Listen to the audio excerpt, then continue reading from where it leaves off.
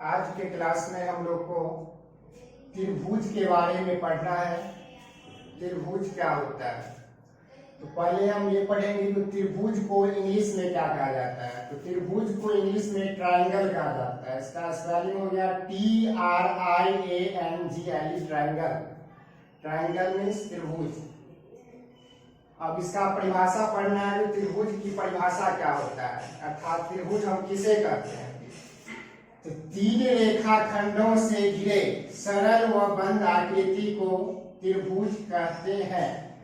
अर्थात ऐसा आकृति, या ये भी कह सकते हैं ऐसा बहुभुज। त्रिभुज जो है ये बहुभुज है, पिछले क्लास में हम लोग पढ़े थे। तो ऐसा बहुभुज जो तीन रेखाखंडों से बना हो वह त्रिभुज कहलाएगा। अब त्रिभुज जिन तीन रेखाखंडों से बनी होती है वो तीनों रेखाखंड त्रिभुज की भुजाएं कहलाती है। जैसे कि ये तीनों रेखाखंड जो हो गया ये त्रिभुज की भुजाएं हो गया।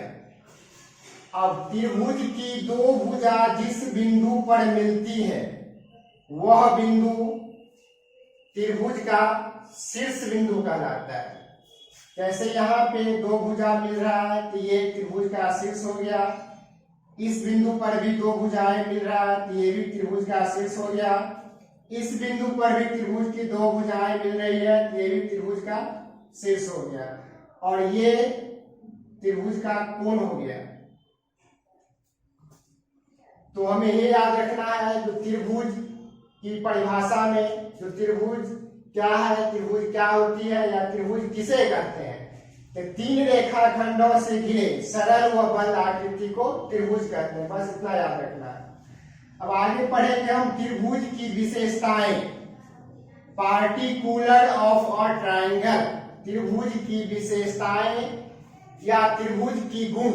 त्रिभुज की क्या विशेषताएं होती है अथवा त्रिभुज की क्या गुण होती है।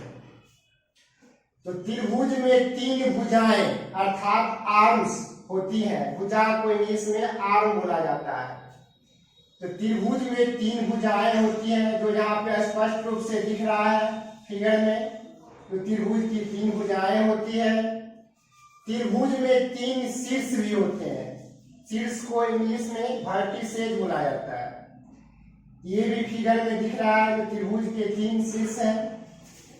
त्रिभुज में तीन भुजाएं होती है। त्रिभुज में तीन शीर्ष होते हैं और त्रिभुज में तीन कोण भी होते हैं। कोण को इंग्लिश में एंगल्स बोला जाता है। तो त्रिभुज में तीन कोण होते हैं, तीन एंगल्स होते हैं। त्रिभुज के तीनों कोणों का योग, ये भी हम पढ़े थे पिछले क्लास में। त्रिभुज के तीनों कोणों का योग जो है वो 180 डिग्री होता है। इसके बाद त्रिभुज के किसी भी दो भुजाएं का योग तीसरी भुजा से बड़ी होती है। यानी किसी भी त्रिभुज की तीन भुजाएं की लंबाई जो दिया रहेगा, इसमें हम किसी भी दो भुजाएं की लंबाई का योग जो निकालेंगे तो तीसरी भुजा से जो होगा बड़ी होगा। तो हमें त्रिभुज की विशेषताएं या गुण में ये याद रखना है। तो त्रिभुज की तीन भुजाएं होती है। त्रिभुज के तीन शीर्ष होते हैं। त्रिभुज के तीन कोण होते हैं। त्रिभुज के तीनों कोणों का योग 180 डिग्री होता है। और त्रिभुज के किसी भी दो भुजाएं का योग जो है वो तीसरी भुजा से हमेशा बड़ी होती है। तो आज के क्लास में हमें यहाँ तक पढ़ना था।